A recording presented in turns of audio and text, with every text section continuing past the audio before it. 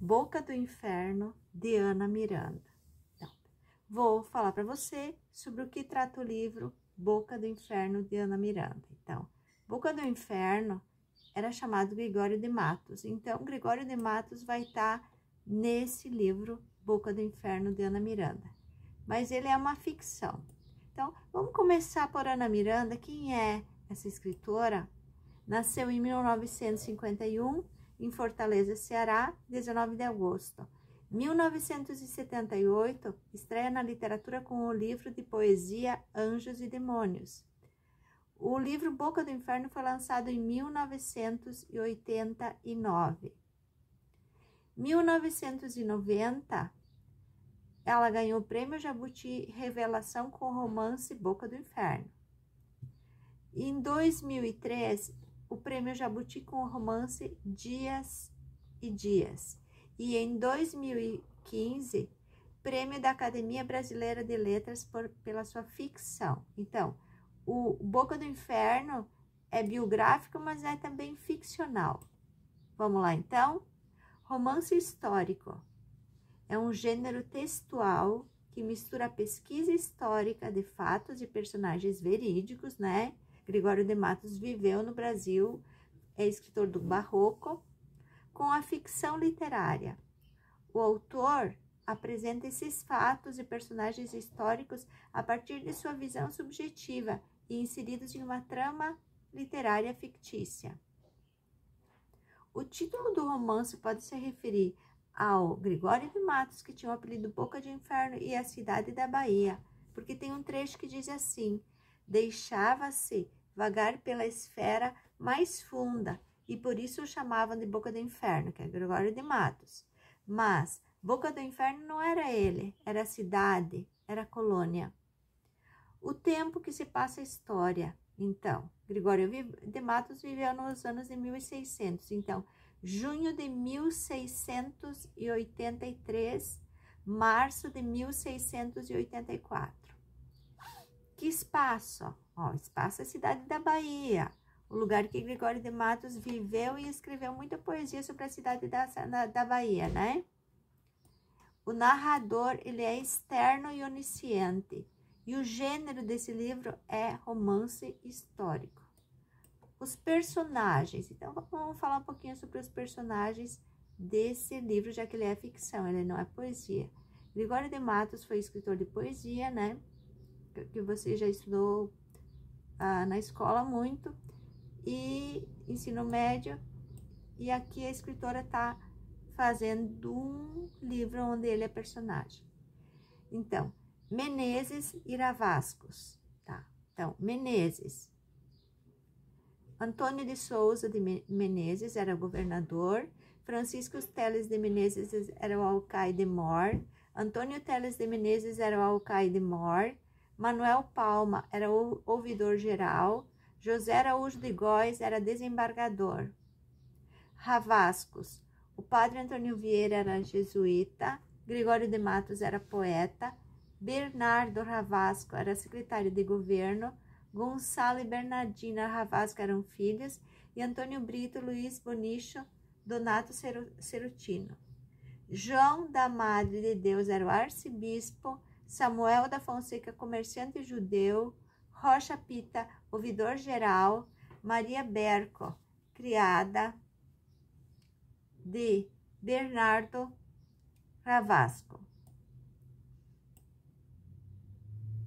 E Anica de Mello, amante de Gregório. Então, a primeira parte do romance, sobre o que vai tratar? O primeiro capítulo é a cidade. A apresentação da cidade da Bahia, características físicas e humanas, realidade social, diversidade de povos, ricos, pobres, miseráveis, escravos, mascates, prostitutas. Críticas aos governantes e ao comportamento do povo. Então, isso é o assunto da parte 1, a cidade. Vou ler um trechinho, tá? Um trechinho do livro. O sexo com prostitutas, assim como as ciladas de inimigos, eram atividades associadas às sombras da noite, quando Deus e seus vigilantes se recolhiam e o diabo andava solta. As armas e os falos se erguiam em nome do prazer ou da destruição, que muitas vezes estavam ligados no mesmo intuito. Os furtos, passatempos das cidades, também ocorriam à noite. De dia, as missas se sucediam interminavelmente, às quais o povo comparecia para expiar suas culpas e assim poder cometer novos pecados. Concubinatos, incestos, jogatinas, nudez despudorada, bebedeiras, prevaricações, raptos, defloramentos, poligamia, roubos, desacatos, adultério, preguiça, paganismo, sodomia e glutonaria. Gregório de Matos descreve, né, na poesia Eis aqui a cidade da Bahia, né, descreve todas essas coisas como de fato aconteciam lá e a escritora recria na ficção. A segunda parte do livro, mais ou menos uns 10 capítulos, pode ser organizado por O Crime, que é o assassinato de Tele de Menezes, o alcaide maior.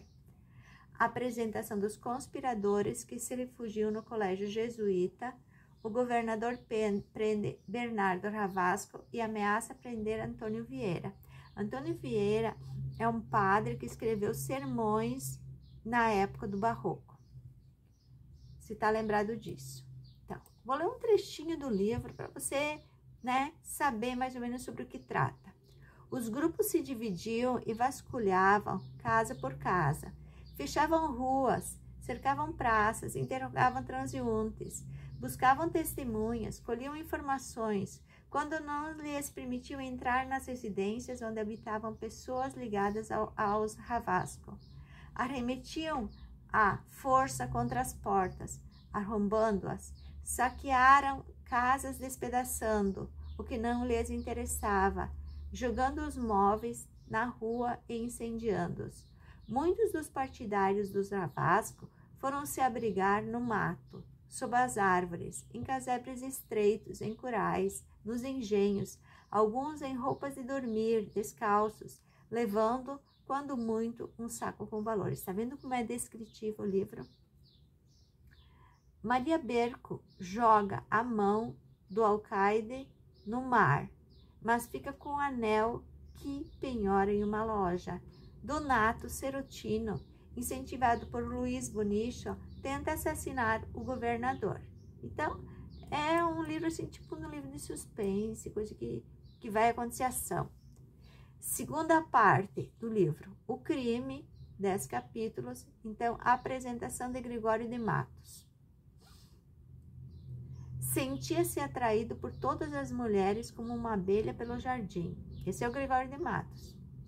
Encantava-se com qualquer gesto, qualquer rufar de saia, detalhes mínimos. Mesmo as feias tinham para ele um encanto qualquer. Uma orelha bem feita, um par de tornozelos sólidos, unhas saudáveis, cabelos abundantes, uma boa estrutura óssea, batatas das pernas grossas, nádegas redondas e fartas, um ar sonhador, timidez, brilho de inteligência ou um nariz que lembrasse uma jovem da dinastia Lágica. Como ele gostava de dizer, são feias, mas são mulheres. Sem dúvida, o fato de ser um poeta brasileiro fazia com que Gregório de Matos se sentisse um idiota.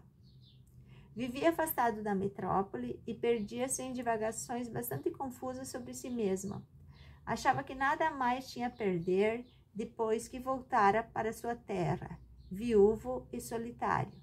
Rimar Jesus com eus, Deus com ateus, igreja com inveja, jesuíta com alcovita, juiz com infeliz, poeta com pateta, Santo Antônio com demônio, letra com punheta ou história com chicória, tanto fazia. Tinha os mesmos sentimentos para escrever sobre a mulata, o amor, o muleiro, o caralho, o papagaio, o governador e ei, rei ou Deus. Por isso que ele foi, né? Boca do Inferno foi condenado. Conversa com o arcebispo João da Madre de Deus. A terceira parte do livro, A Vingança, mais ou menos 11 capítulos, tá? Antônio Teles, novo alcaide mor, tortura os prisioneiros e persegue os fugitivos a mando do governador. Isso é mais ou menos a ação que vai acontecer nessa parte resumidinho, tá? Prisão de Maria Berco e Bernardina Ravasco. Padre Vieira, aquele Padre Vieira que escreveu sermões, busca ajuda com os judeus e outros amigos. Consegue judeus. Lembra da Inquisição, coisa e tal, perseguição dos judeus? Pois é, então o Padre Antônio Vieira busca ajuda dos judeus, né? E outros amigos. Consegue substituir o ouvidor-geral Palma, aliado do governador, por Rocha Pita, que é neutro e íntegro. Gregório recusa oferta do Rabino Samuel da Cunha para publicar sua obra. Gregório de Matos, tá? Antônio Teles mata Donato Serotino e decepa a mão de Luiz Bonicho. Gregório é destituído do cargo de desembargador nas relações eclesiásticas e tesoureiro da Sé. Então, o Gregório de Matos, o Boca do Inferno. Quarta parte do livro, a Devassa. São mais ou menos 5 capítulos do livro. Chegada do ouvidor-geral Rocha Pita para uma devassa na Bahia, sobre a morte de Francisco Teles de Menezes. Bernardo Ravasco é libertado. Gregório intercede na justiça por Maria Berco. João Berco, marido, é assassinado. Gregório sofre um atentado por ordem do governador. Maria Berco é resgatada da prisão com o suborno dos guardas. Né? Eis aqui a cidade da Bahia. Que falta nessa cidade? Verdade. Lembra dessa poesia? Quinta parte, a queda, 2 capítulos. Gregório se refugia no recôncavo baiano com a ajuda de Samuel da Fonseca. Maria Berco é perdoada por Rocha Pita e se recupera no engenho de Samuel da Fonseca. Tá gostando do vídeo? Dá um like. Se gostar, se inscreve no canal. Obrigada. Chega um emissário do rei, o governador Antônio Menezes é deposto e Bernardo Ravasco restituído de seu cargo. Eu vou ler um trechinho dessa parte, tá? Vieira, do fundo do catre, no fim do mundo, demite governadores em 9 meses. Como outrora, quando João IV lhe punha nas mãos o destino de Portugal, disse Tomás Pinto Brandão. Então, o padre Antônio Vieira era uma autoridade na igreja. A igreja era um segundo poder nessa época. Seguindo a tradição lusitana de grandes comitivas, o braço de prata partiu com um tonitruante séquito, bagagem e riquezas, montanhas de caixas, arcas, baús, pacotes, cavalos, carros e cofres. Nas mãos de alguns populares corria a sátira de Gregório de Matos. Quem sabe ao alto lugar que não merece, quem sobe ao alto lugar que não merece, homem sobe, asno vai, burro parece. Por isso que ele foi preso, né? Ele não tinha papas na língua. Imagina Gregório de Matos hoje no Brasil. Afinal, não ficara bem claro quem estava condenado, quem estava glorificado no resultado da contenda. E daí a última parte, o epílogo. Fica comigo até o final do vídeo, porque depois vamos falar mais um pouquinho sobre a obra, certo? Você encontra essa obra em PDF. Você pode baixar e ler ela na íntegra. Epílogo, o destino. Gregório de Matos permaneceu no recôncavo ainda algum tempo. Esqueceu-se de Maria Berco, que era sua amante. Durante o período de governo do Marquês de Minas, teve paz. Voltou a advogar. Gregório de Matos era advogado, né? Foi para Portugal, fez os estudos e voltou ao Brasil. Apaixonou-se por Maria dos Povos, uma viúva, negra, pobre, com quem se casou. Desse casamento, do qual receberam um dote dado pelo tio da noiva, teve um filho que se chamou Gonçalo, em homenagem ao filho ilustre de Bernardo Ravasco. O amor de Gregório de Matos por Maria dos Povos foi cantado em lindos versos pelo poeta. Mas, logo depois do casamento, ele voltou à vida descuidada, metido com os amigos em festas, cavalhadas, passeios, banquetes nos arredores da Bahia, no recôncavo, nas camas e catres das mulheres. Amava as negras, fretava todas, cantava o burlesco. Após o governo do Marquês de Minas, Gregório de Matos teve novas contendas com o poder. Algum tempo depois, Gregório de Matos saiu do presídio de Lioneira e foi degredado para Angola. Aqui a história se perpassa com a literatura, esse fato. Por ter colaborado com o governador, Gregório de Matos recebeu como recompensa a liberdade para deixar Angola, mas não de volta à Bahia, senão rumo a Pernambuco, conforme determinação de João de Lencastre, que não queria mais na cidade onde residia.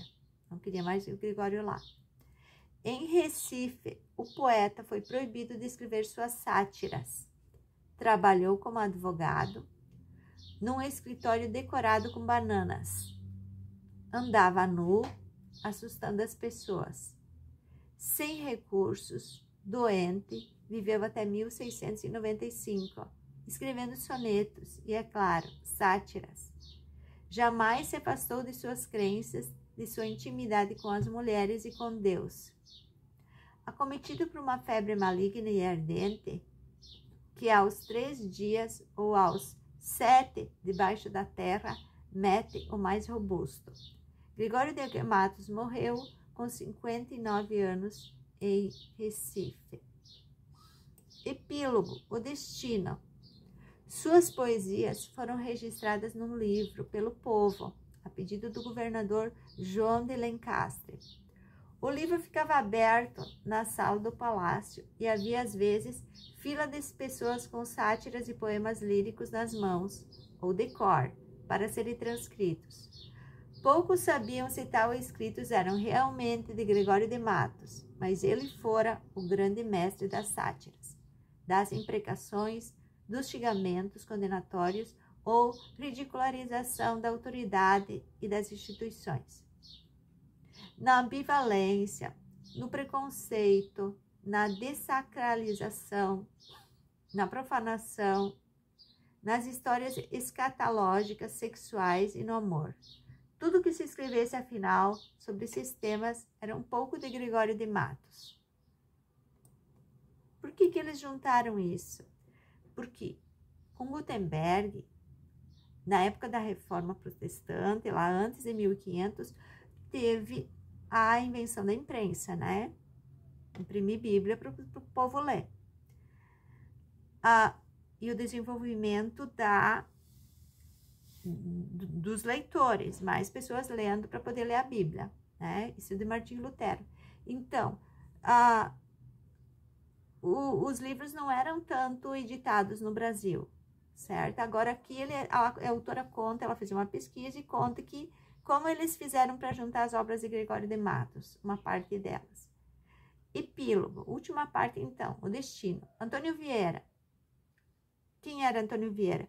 Antônio Vieira era um padre que escreveu sermões. Esses sermões ele pregava na igreja, né? O sermão do bom sucesso das armas de Portugal contra as armas de Holanda, o sermão do bom ladrão. Tem muitos sermões de Padre Antônio Vieira. E esses sermões fazem parte da história do Brasil e da literatura do Barroco. Então, esse é o Antônio Vieira, o personagem da professora, tá? Da escritora. Sempre doente, prosseguiu no trabalho de seus sermões. Até 1689, fez imprimir a cada ano um volume de sermões. Então, já tinha imprensa aqui no Brasil. E a partir daí, um a cada 2 anos. Revisava penosamente suas anotações e esboços e escrevia com sua própria mão, apesar de ter apenas uma vista. Porém, o trabalho de escritor não o satisfazia totalmente.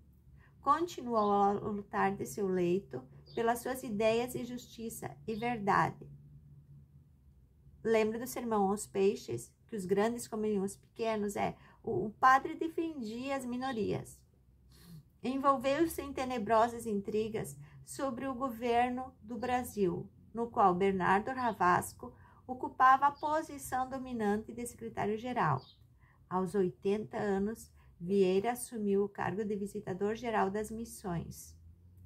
Lutou pelo envio de padres jesuítas negros, em vez de brancos italianos, a Palmares, na República de Ganza, Zumba e ao longo do Rio São Francisco. Vieira, esse padre, defendeu mais uma vez a liberdade dos índios. Quando foi a abolição da escravatura? 1888. Dessa vez, contra as pretensões dos paulistas que queriam usá-los nas minerações de ouro, enfim, descoberto através das bandeiras. Vieira fora, acima de tudo, um português patriota que favorecia seus conterrâneos. Morreu logo após terminar a Claves Propertarum. O barco que no verão de 1697 levou ao reino a notícia de sua morte, transportava ainda suas cartas. Então, as cartas de Padre Antônio Vieira, elas fazem parte da literatura de Portugal e da literatura do Brasil, certo? Epílogo, o destino. A cidade da Bahia cresceu, modificou-se, mas haveria de ser para sempre um cenário de prazer e pecado que encantava a todos os que nela viviam ou a visitavam, fossem seres humanos, anjos ou demônios. Não deixaria de ser nunca a cidade onde viveu o Boca de Inferno. Como é a linguagem desse livro? Sei que já está cansado. Um beijão. Compartilha no WhatsApp com os amigos o resumo desse livro. E quem está firme aí, que quer ir até o final, vamos junto. Se já está inscrito, obrigado. Se não está inscrito, assiste mais um vídeo. Se gostar, se inscreve. Em um relato refinado, no qual se incluem pepitas históricas, estilísticas, sintáticas e léxicas, Boca do Inferno, o livro, revela a capacidade de persuasão e de envolvimento provenientes de urdida verossimilhança. Comprovante desse trabalho meticuloso é o delírio verbal e descrito que cumpre sua função estética, a de representar a face tumultuada daquela sociedade, dificilmente apreensível por meio do vocábulo unívolo e seco. Essas são palavras de uma autoridade da literatura, certo? Intertextualidade e citações. Nossos homens públicos são ou contemplativos ou ladrões. Roubar uma moeda faz um pirata. Roubar uma cidade e seus palácios faz um Alexandre. Esse de Padre Antônio Vieira.